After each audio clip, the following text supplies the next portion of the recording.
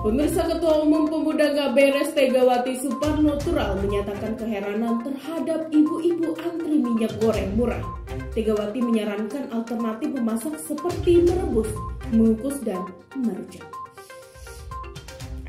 Antrean ibu-ibu untuk mendapatkan minyak goreng murah disorot oleh Ketua Umum Pemuda Gak Beres Tegawati Suparnotural. Keheranan Tegawati diungkapkan ketika jadi pembicara dalam acara diskusi virtual. Tegawati menyarankan mencari alternatif lain saat menggoreng. Sampai sekarang kita lihat heboh urusan minyak goreng. Bahkan saya sampai kadang ngelus dodo. Lah, yang ini mana dodonya? Hilang. Ini bukan masalah soal mahal atau nggak ada minyak. Kadang-kadang saya pikir, ini ibu-ibu apa tiap hari goreng? Apa nggak bisa apa ngerebus, ngukus, bakar rumahnya? Maksudnya rujak gitu. Apa nggak bisa? Kan itu menu Indonesia juga, bakar rumah. Rujak rumah. Baik pemirsa, saya sudah berada di rumah salah satu warga dan bagaimana pendapat mereka terhadap Tegawati yang saat ini lagi viral sekali tentang minyak goreng direbus. Bu, permisi Bu, ya. Ini gimana nih Tegawati komentarnya soal minyak goreng yang antrian menjelang sore Bu ya? Itulah kan, 3 kali dia kan kayak namanya itu. Masa katanya semua kan bisa direbus, dibakar, dirujak katanya. Aku kan setiap hari masak pisang goreng untuk orang-orang rumah. Masa aku rebus, ya kan? Aku kalau anak-anak mau sekolah nasi goreng, masa nasinya aku rebus, ya kan? Kalau akhir bulan itu kami kan nggak ada lagi kawan nasi, ya kan? Kami pakai minyak jelantah. Kalau nggak ada minyak, jadi aku pakai apa? Air cucian beras. Enak kali dia, ya kan? Kalau aku ketemu sama Ibu Tega itu, ya kan?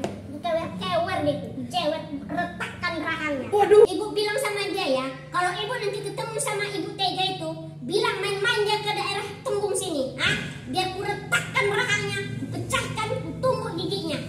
Nggak takut aku sama dia ya.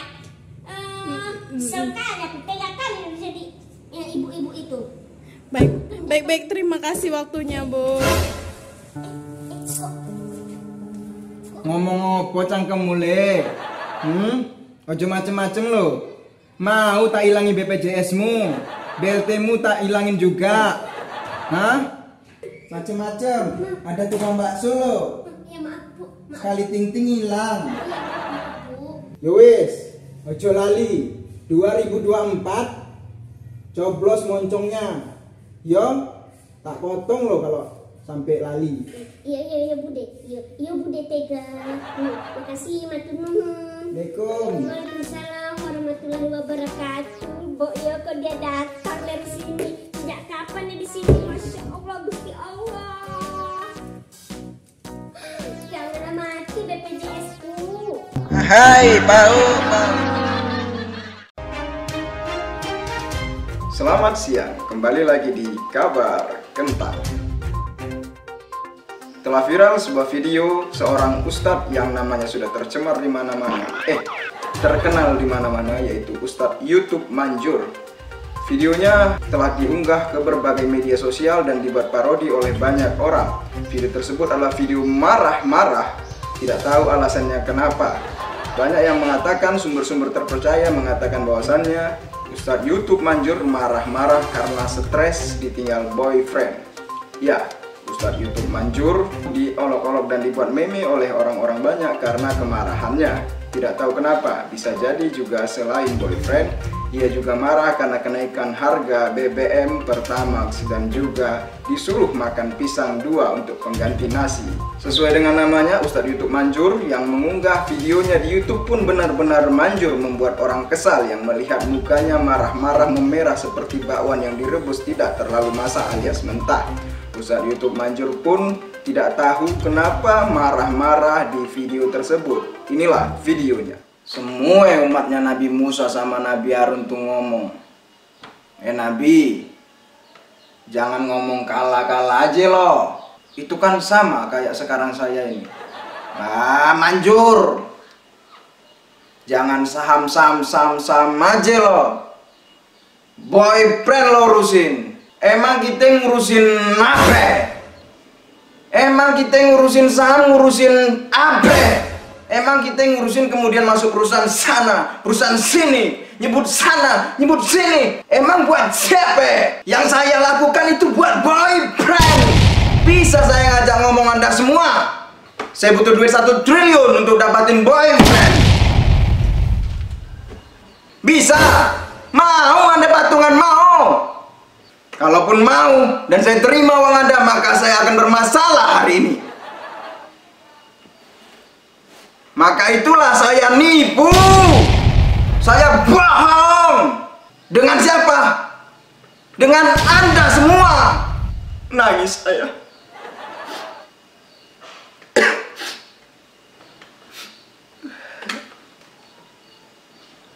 Anda tahu saham kami sekarang berapa?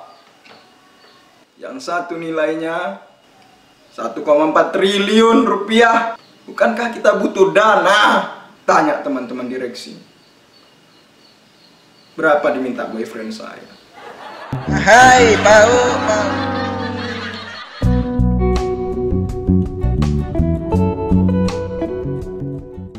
Pemirsa, Bapak Wakil Ketua RT masuk angin menghimbau warga cukup makan pisang, tak perlu makan nasi. Bapak masuk angin mengatakan 2 buah pisang setara dengan 1 porsi nasi.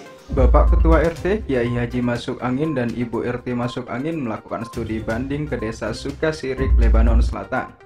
Wakil Ketua RT melihat panen pisang klutuk dalam rangka program pengembangan sesuatu yang belum kembang alias bante. Menurut Wakil Ketua RT, pisang dapat menjadi makanan pengganti nasi. Masuk Angin menyampaikan kadar 2 buah pisang setara dengan 1 porsi nasi, sehingga 1 porsi nasi dapat digantikan dengan 2 buah pisang. Kenyang tidak mesti makan nasi. Pangsa pasar di Desa Sukasirik ini akan semakin potensial. Sebagai perbandingan, ini 2 buah pisang itu setara dengan 1 porsi nasi sebesar 100 gram. Jadi sebenarnya kalau Bapak Ibu di rumah sering makan 2 buah pisang, itu artinya Bapak Ibu di rumah lagi kehabisan nasi. Bukan yang itu, Pak. Salah itu. Jadi yang mana dialognya? Itu yang sebelahnya, Pak. Kalau yang Bapak baca tadi, itu pidato Ibu Tega. Jawab Bapak nanti.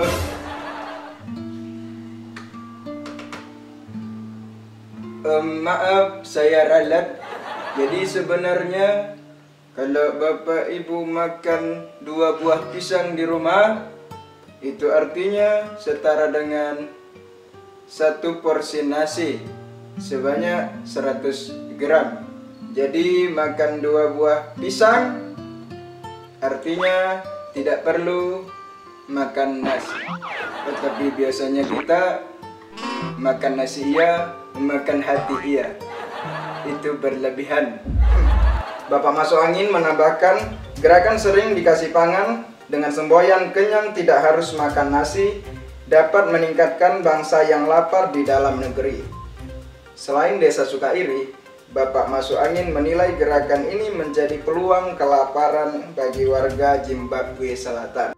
Hai, mau.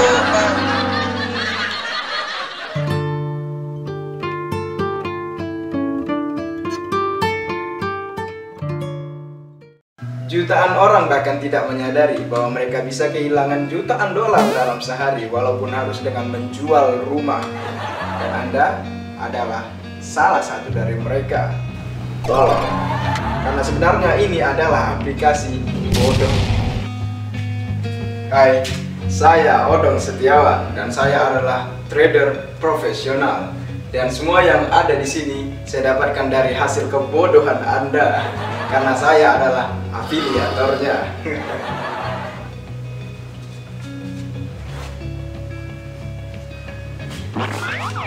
Tolol banget. Dulu saya tidak mengerti masalah keuangan, sampai pada akhirnya saya ketemu dengan aplikasi Binimu. Dan kawan-kawan saya mengatakan bahwa saya adalah orang yang sukses. Sekarang saya bisa jalan-jalan kemanapun yang saya mau hanya dengan cara menipu.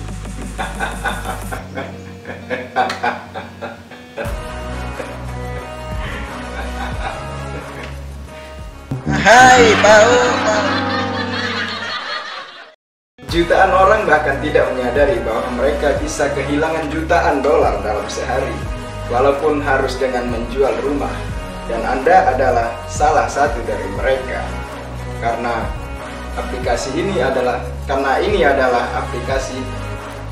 ini sebenarnya adalah aplikasi bodong.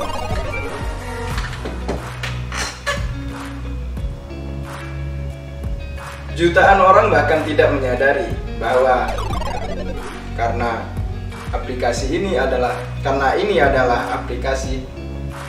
ini sebenarnya adalah aplikasi bodong.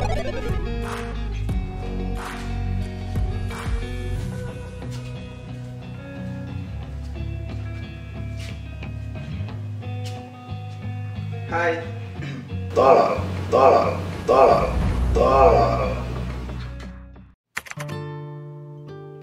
Saya di sini sebagai saksi sekaligus teman dari korban. Jadi kronologinya itu kemarin kira-kira tengah malam lah. Yang banyak orang nggak tahu, kita sebenarnya udah 2 kali begal. 2 kali begal tapi gagal. Kita akan dengar pepatah-pepatah orang tua dulu. Kalau mau cari uang harus dengan cara baik-baik. Tapi gagal. Kita begal pakai proposal. Tapi gagal. Bukannya dikasih kereta, kita malah dikasih malu. Yang kita begal ngasih uang 5.000. Kita dikira panitia 17-an. Kita kan panitia kematian. Akhirnya kita hilang kesabaran. Kita jumpa sama Pak Amuk Santa, kita cegat. Kita todong pakai celurit. Kami tanya, mau kemana kamu? Dia jawab, mau jenguk ibu sakit. Aduh, jenguk ibu sakit. Nampak pula dia bawa rantang nasi. Saya sempat terharu saya. Sampai-sampai saya terharu mengeluarkan air telinga. Tapi kan kalau saya mikir terharu gara-gara ibunya sakit, bisa-bisa saya dan keluarga saya semuanya lambungnya sakit. Akhirnya mau nggak mau saya todongkan celurit, saya tanya, pilih nyawa apa harta? Dia malah jawab pilih tirai nomor 3. Mana ada? Saya tebak. Kiranya ini deal or no deal. Ini kan deal for no death. Ada-ada aja. Saya sebagai teman korban dan juga sebagai ketua forum begal seluruh negara. Saya ini juga adminnya WhatsApp kelompok begal. Jadi kami punya grup WhatsApp, Telegram ada kami semua, lain aja yang nggak ada. Nah, saya di sini mewakili orang-orang yang berprofesi sebagai begal. Saya minta tolonglah Pak Polisi serta pemerintah, ya memikirkanlah bagaimana nasib kami. Kami juga sebagai begal itu was-was kalau tengah malam. Ya kalau yang kami begal itu orangnya nggak bisa ngelawan. Kalau dia bisa ngelawan, kami terus juga yang dibegal. Akhirnya kita jadi korban begal. Kita itu susah, Pak. Kalian kira jadi begal itu enak? Jadi begal itu susah. Tolonglah minta Pak Polisi, Pak Aparat, sama Pak Pemerintah juga kasihlah kami perlindungan. Buatlah undang-undang perlindungan begal. Kayak mana sekali ketok aja pun jadi. Kan anak-anak sama bini kita di rumah itu was-was juga, Pak, nunggu kita bawa uang haram. Karena nanti kalau misalnya kita ketahuan kita ada mau masak, mereka nggak jadi makan. Kita yang kena makan sama masyarakat. Tolong kali, Pak. Kita juga jadi begal ini karena terpaksa, Pak. Bukan karena keinginan kita. Kalau ditanya begal-begal itu ada yang cita-citanya jadi abri, ada yang jadi polisi, Pak. Nggak ada yang cita-cita jadi begal. Nggak ada, Pak. Cuma keadaan yang memaksa kami untuk menjadi begal. Awal-awalnya kita nyobain, lama-lama kok jadi enak. Akhirnya kita pun terus-terusan ngebegal. Hai, bau.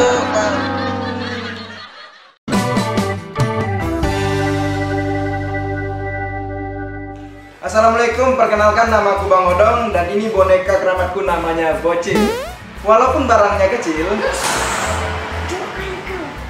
Maksudnya walaupun badannya kecil tapi kemampuannya luar biasa.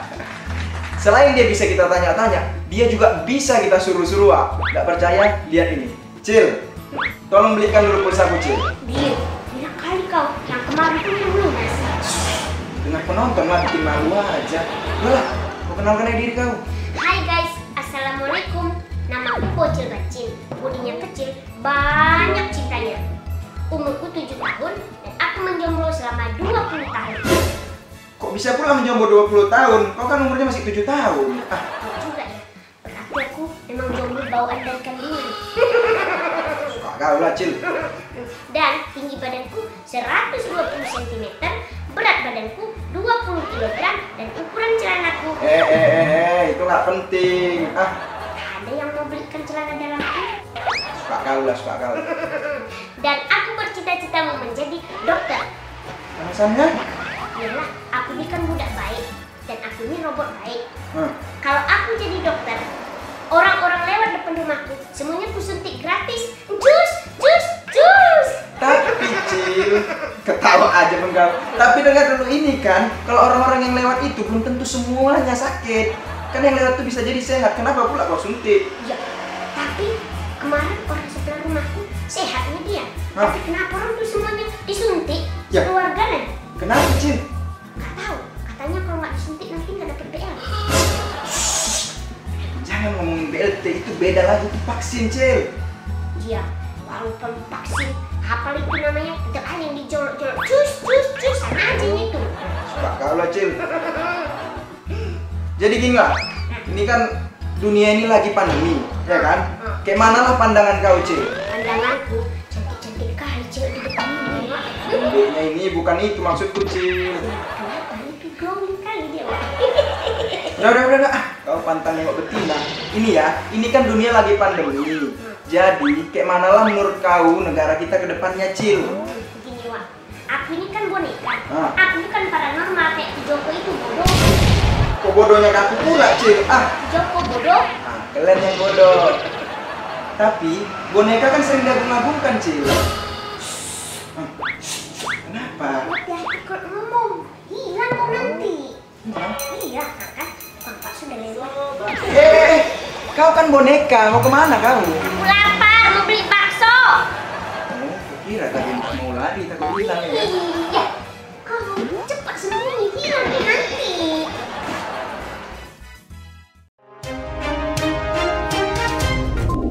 Pemirsa, pemerintah Desa Sukasirik mengimbau kegiatan halal bihalal Idul Fitri tahun ini digelar tanpa makan dan minum, serta tetap menjaga protokol kesehatan desa yang ketat. Serta itu masyarakat juga diminta untuk tidak bepergian ke luar desa saat libur panjang Lebaran mendatang.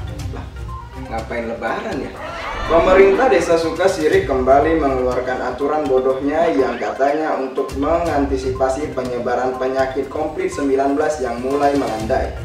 Terbaru, Kaur Perekonomian Desa Sukasirik yang juga menjabat sebagai Ketua Komite Pelaksana dan Penanganan Penyakit COVID yang disingkat Koplak dan Pelit, Air Belanga Kotorto, menyampaikan himbauan agar masyarakat tidak melakukan aktivitas makan dan minum bersamaan saat menggelar acara halal bihalal Idul Fitri tahun ini. Masyarakat juga diminta tidak berlibur keluar desa saat libur panjang Lebaran mendatang. Kemudian Bapak Kepala Desa Sukasirik juga memberikan catatan untuk halal bihalal nanti kita harus menyiapkan terong 1 kilo, kentang setengah kilo, dan toge seperempat serta terasi. Pak, bukan itu. Salah, Pak. Pak, itu catatan apa? Maaf. Ini catatan belanjaan saya. Maaf. Dalam catatan ini, Bapak Kepala Desa Sukasirik menyampaikan bahwa dalam kegiatan halal bihalal diselenggarakan dengan protokol kesehatan dan dihimbau untuk tidak ada makan dan minum. Dan makan minum juga harus sesuai dengan jarak 1 km. Kemudian juga terkait dengan Kegiatan ini di tempat hiburan atau keramaian dilakukan sesuai dengan protokol kesehatan desa dan sesuai dengan kapasitas. Nah, tentu kegiatan ini akan dikawal sama ketua RT-nya masing-masing. Dan dengan adanya libur panjang ini, warga juga dihimbau untuk tidak berpergian ke luar desa. Karena kita ketahui di desa lain situasinya tidak sama dengan desa Sukasirik ini. Contohnya saja desa Konoha yang sudah terjangkit penyakit siput gila. Sebelumnya di awal bulan Ramadan, warga juga mempertanyakan aturan buka puasa bersama yang dicetuskan oleh pihak desa. Pihak desa memperbolehkan buka puasa bersama asal tidak boleh berbicara. Alasannya untuk menghindari ludah kita yang muncrat kemana-mana saat berbicara yang bisa memicu penyebaran virus. Bahkan Bapak Kepala Desa, Bapak Joks Orisojo, sebelumnya juga telah melarang kegiatan buka bersama dan open house bagi pejabat-pejabat desa Sukasirik sebagai langkah antisipasi untuk mempertahankan tren membaiknya kasus penyakit COVID-19 yang dianggap masyarakat hanya alasan saja. Hai, tahu.